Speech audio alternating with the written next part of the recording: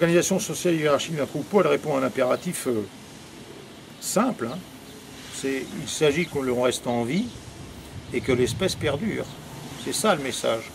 Donc on va opter pour un type d'organisation qui va permettre d'aller au bout de ce challenge. C'est ça l'histoire.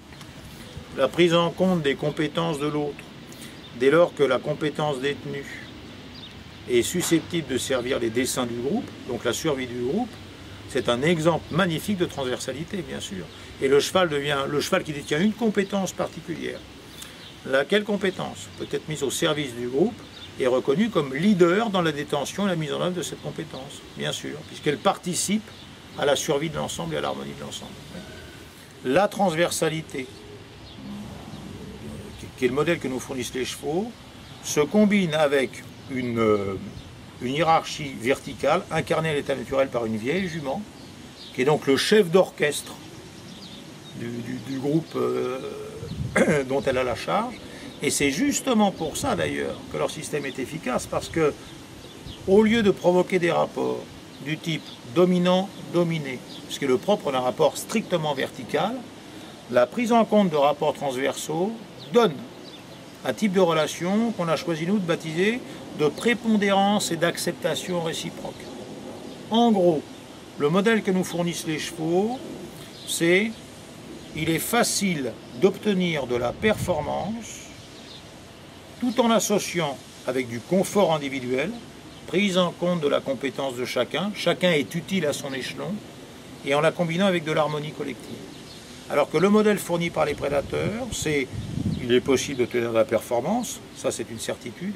Par contre, elle est très coûteuse en énergie, très dispendieuse, elle n'est jamais facteur de confort individuel, et encore moins d'harmonie collective. Voilà, il se crée des affinités entre individus, c'est bien normal, c'est bien normal. Mais au-delà de ces affinités, là, 2 à 2 ou 3 à 3, il y a un objectif général qui est il faut que tout le monde reste en vie et que l'espèce perdure.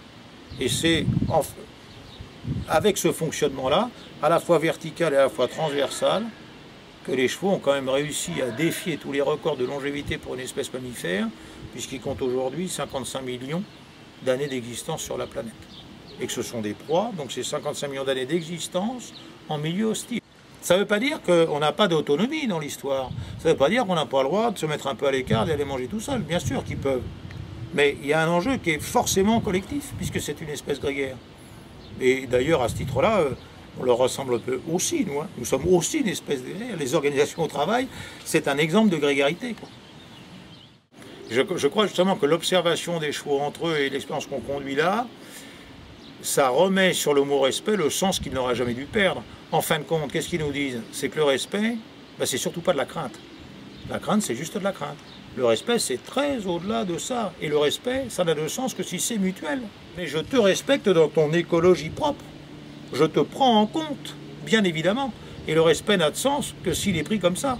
Si le respect est unilatéral, ça devient simplement de la dictature, quoi. C'est plus du respect, c'est de l'aliénation de l'autre. Ils passent une immense partie de leur temps à s'observer, bien sûr. D'autant plus qu'ils communiquent essentiellement de façon non verbale, par des postures, par des attitudes, par une gestuelle. Donc il ne faut pas qu'ils en loupent une miette. Je crois que là aussi, ils nous fournissent un modèle intéressant de ce que doit être justement la concentration et l'attention et la présence qu'on doit à l'autre et aux autres. Oui. En fin de compte, ils la captent parce qu'ils la lisent, parce que l'intention que l'on porte, elle s'exprime à travers un certain nombre de signaux, qui sont des signaux d'ailleurs très très subtils. On va prendre un exemple tout bête. On est tout à fait capable, nous, dans les relations interindividuelles, sans apprentissage préalable, de croiser quelqu'un qui ne nous a pas dit une parole et de dire « Oh, t'as pas l'air d'aller bien toi ce matin ». Il faut bien qu'on l'ait lu quelque part. Donc nous avons cet équipement génétique. Une action identique, par exemple celle consistant à se déplacer au trot. Ils ont 2 façons de le faire. Soit ils trottent crispés et ailleurs, soit ils trottent parfaitement relâchés et avec. Donc ils expriment bien une intention, un état intérieur.